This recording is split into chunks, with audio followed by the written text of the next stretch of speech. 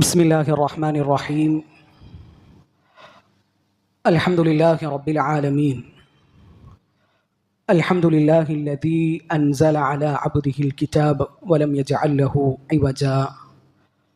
اللهم صل على محمد وعلى آل محمد كما صليت على إبراهيم وعلى آل إبراهيم إنك حميد مجيد.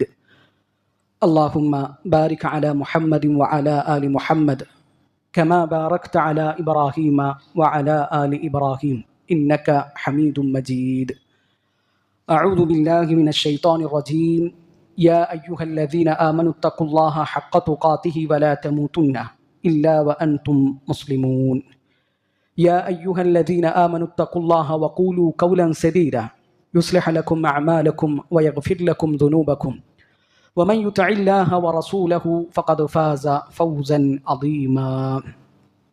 اللهم سبحانك لا علم لنا إلا ما علمتنا إنك أنت العليم الحكيم.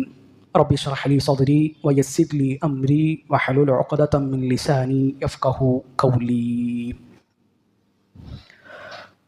അള്ളാഹുവിൻ്റെ മാർഗത്തിൽ ഞാൻ ഒരുപാട് സ്നേഹിക്കുന്ന സഹോദരങ്ങളെ, സഹോദരിമാരെ, പ്രിയപ്പെട്ട സുഹൃത്തുക്കളെ, ഇമാം ഷാഫിഈ റഹിമഹുല്ലാഹു തആല ഒരിക്കൽ അദ്ദേഹത്തിൻ്റെ ഉസ്താദ് വക്കീഇനോട് പരാതി പറഞ്ഞു.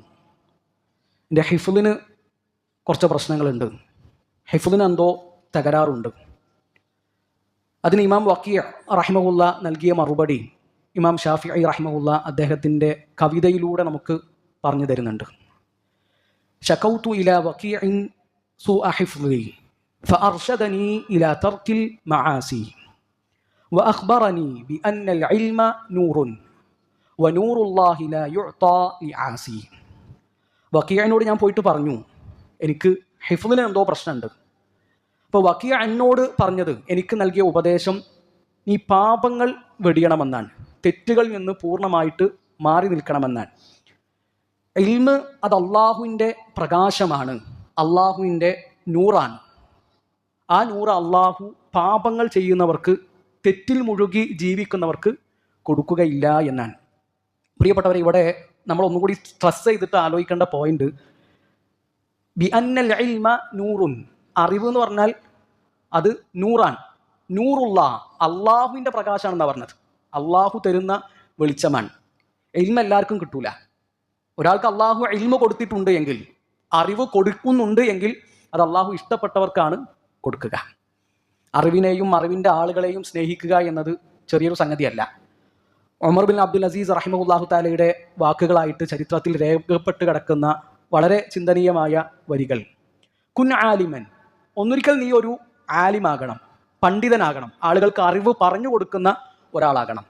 ഔ മുതഅല്ലിമ, ഇനി ഒരു ആലിമാകാൻ പറ്റിയിട്ടില്ല എങ്കിൽ നീ ഒരു വിദ്യാർത്ഥിയാകണം, അറിവ് പഠിക്കുന്ന ഒരാളാകണം. അതിനും പറ്റിയിട്ടില്ല എങ്കിൽ ആ അറിവ് പഠിപ്പിക്കുന്നവരെയും പഠിക്കുന്നവരെയും സ്നേഹിക്കുന്നവനാകണം. നാലാമത്തൊരു വിഭാഗത്തിൽ നീ പെട്ടുപോകരുത് എന്നാണ് ഉമർ ബിൻ അബ്ദുൽ അസീസ് റഹിമഹുല്ലാഹു തആല പറയുന്നത്. അപ്പം അറിവിനെയും സ്നേഹിക്കണം, അറിവ് പഠിപ്പിക്കുന്നവരെയും സ്നേഹിക്കണം, അറിവിനെയും അറിവ് പഠിപ്പിക്കുന്നവരെയും ബഹുമാനിക്കണം, അറിവിനെയും അറിവ് പഠിപ്പിക്കുന്നവരെയും ആദരിക്കണം.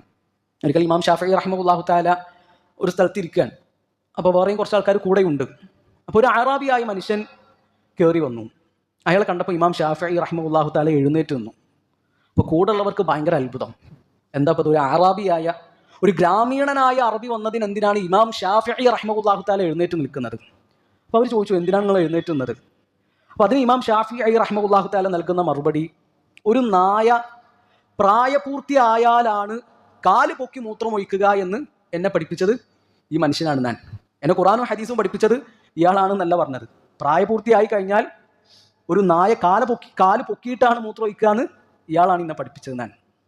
അപ്പോൾ ഇൽമ് എന്ന് പറഞ്ഞാൽ അത് ദീനുമായി ബന്ധപ്പെട്ടത് മാത്രമല്ല, അല്ലാത്ത കാര്യങ്ങൾ പഠിപ്പിക്കുന്നവരെയും നമ്മൾ ആദരിക്കണം. അവർക്കും അവരുടേതായ സ്ഥാനം നമ്മൾ വകവെച്ച് കൊടുക്കണം.